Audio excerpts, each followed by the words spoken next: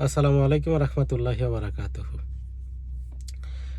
বাংলাদেশ আজ নির্বাচনের সাজে সজ্জিত।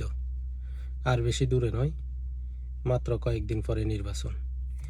কিন্তু আজ এই নির্বাচন নিয়ে কিছু কথা বলতে হয়। আসলে নির্বাচনটা কি আর গণতন্ত্রটা কি? নির্বাচন কেন হয়? কোন দেশগুলোতে নির্বাচন হয়?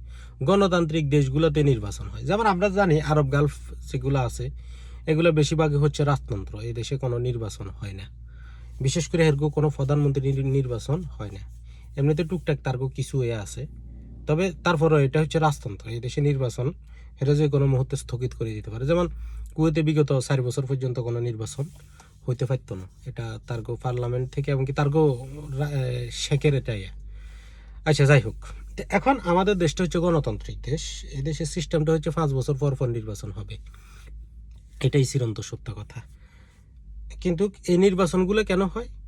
যে মানুষ তার মানে যে যার কি ভিন্ন ধর্মের, ভিন্ন মতের সবাই সবাই এগুলো নিয়ে যাবে, পাবলিক এখান থেকে তার নেতা নির্বাচিত করবে। এই কারণে গণতন্ত্রের সৌন্দর্য হচ্ছে এই জায়গায়। কিন্তু গণতন্ত্রের সৌন্দর্যের দিক থেকে আরেকটা কথা আছে, মানে কি, একজন আরেকজনের সাথে যুক্তিতে তর্কতে লড়াই করবে। লড়াই করে একজন একজন আরেকজন প্রতিপক্ষকে ঘায়েল করার চেষ্টা করবে। এটাই হচ্ছে নির্বাচনের সৌন্দর্য। মানে কথা আর তর্কে থাকবো। হ্যাঁ, আবার সেমভাবে কি, এক প্রার্থীর সাথে আরেক প্রার্থী দেখা হইলে তারা খুব সুন্দর মোলাকাত করব, কিন্তু আবার যখন মঞ্চে দাঁড়ায় যাব তখন তারা তাদের মতো করি একজন আরেকজনের কি হেয়পূর্ণতা বলেন বা কি ওই যে প্রতিপক্ষের যে আক্রমণ থাকে, এভাবে এটাই হচ্ছে নির্বাচন, এটাই হচ্ছে সৌন্দর্য। কিন্তু পরক্ষণে আমরা বাংলাদেশে দেখি কি, দীর্ঘ 17 বছর এই আনন্দ থেকে বাংলাদেশ বঞ্চিত। এখন একটা নির্বাচন হইতেছে, এই নির্বাচনের এই জায়গাটাও জিনিসগুলো এরকমভাবে চলতেছে, কিন্তু তারপরেও দেখি কিছু কিছু মানুষকে থ্রেড ডে, একজনের পক্ষে নির্বাচন করার কারণে, এক দলের পক্ষে নির্বাচন করার কারণে আরেক দলের মানুষ আরেক দলকে থ্রেড ডে, বিভিন্ন ধরনের করে। হ্যাঁ, বা মারামারি, এগুলা তো হইতেছে। আমার মনে প্রশ্ন জাগে যে আসলে এগুলা এগুলা এগুলা কারা করে, এগুলা কেন করে? আমরা যদি দেখি যে যারা আসলে নেতৃত্ব পর্যায়ে যারা থাকে তারা তো এগুলা করে না।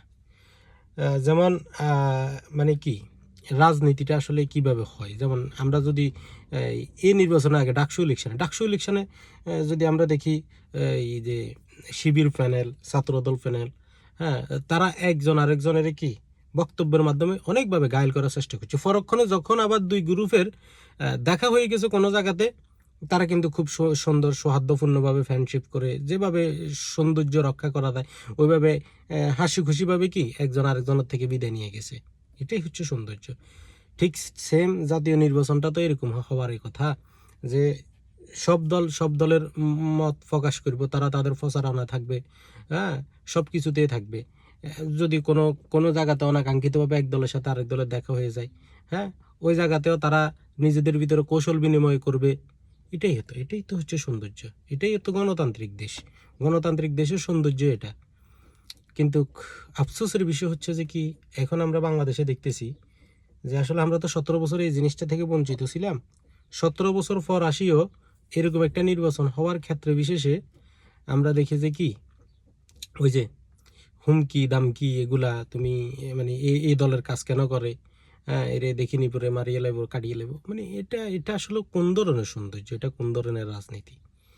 বিশেষ করে আমি যদি বলি আমগো এই যে কি ফেনী 3 আসনের এই একটা জায়গায় এই বিএনপি এবং কি জামাতের দুই প্রার্থীর দেখা হওয়ার পরে দেখছেন তো তাদের কি সুন্দর আচরণ, একজনের জন্য আরেকজনের কি সুন্দর স্যাক্রিফাইস। এবং কি বলিও আসছে যে যদি আপনারা যদি কোনো জায়গাতে, মানে মানিক ভাই বলছে আব্দুল আল মিন্টু সাহেবকে, যে আপনার যদি কোনো জায়গাতে আমার কোনো কিছু শিডিউল চেঞ্জ করা লাগে বলিয়েন, আমি শিডিউল চেঞ্জ করুন।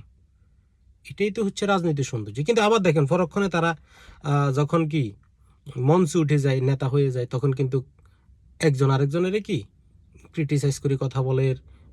তাদের বিভিন্ন ধরনের আছে, বলতেছে কথা, এগুলো তাদের, এটা হচ্ছে কথা আর তর্কে জনগণকে যে যেভাবে আকৃষ্ট করতে পারে, এটাই তো হওয়ার কথা। কিন্তু এই জায়গাতে তো কেউ কারো কারো কি মানে মাঠ পর্যায়ে যারা থাকে কেউ কারোর থ্রেট দেওয়ার কোনো দরকার নেই। যদি থ্রেটে দেওয়া হয় তো তাহলে এই জায়গাতে গণতন্ত্র কিভাবে থাকলো? না, আসলে মূল কথাটা হচ্ছে যে কি আজকে কয়েকদিন যাবৎ সোশ্যাল মিডিয়াতে এই সমস্ত জিনিসগুলো দেখতেছি, দেখি আসলে খুব হতবাক হইতেছি যে আসলে 17 বছর তো আমরা বঞ্চিত ছিলাম। 17 বছর পরেও আসি একটা নির্বাচন, উৎসব মুখর পরিবেশ, দেশ মোটামুটি এটা আনন্দে মেতে উঠেছে, সবাই আনন্দ উপভোগ করবে। কিন্তু ওই জায়গাতেও দেখি যে এখনও আসি ওই থ্রেটের রাজনীতি। হ্যাঁ, এক এক দলের বিরুদ্ধে যদি কিছু একটা বলে ওই দলের নেতাকর্মী আসি হেরে হুমকি দামকি। আসলে আমরা এই এই জিনিসটা থেকে আমরা বের হয়ে আসতে পারলাম না। আফসোস হচ্ছে এই জায়গাতে। রাজনীতিটা আসলে সুন্দর, কিন্তু এই সৌন্দর্যগুলো নষ্ট করিয়া লাগে গুটি কয়েকজন মানুষ, যারা আসলে আমার আমার ব্যক্তিগত মতামতে এরা আসলে রাজনীতির বোঝে না।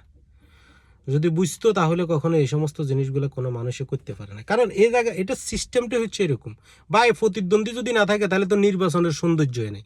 এটা দেখছেন না, বিগত 17 বছরে দেখছেন না প্রতিদ্বন্দ্বী ছাড়া নির্বাচনগুলো কিভাবে হয়েছে? তো প্রতিদ্বন্দ্বিতা পূর্ণ নির্বাচন করার জন্য তো এত লড়াই, এত শহীদ, এত কিছু হয়েছে। 5ই আগস্ট হয়েছে। তো আজকে ওই এত বছর পরে আসিও যদি ওই শর্টসাটাই যদি হয়, তাহলে এত কিছু করার কি দরকার ছিল? যাক, ভালো থাকবেন সবাই, সুস্থ থাকবেন, আল্লাহ হাফেজ।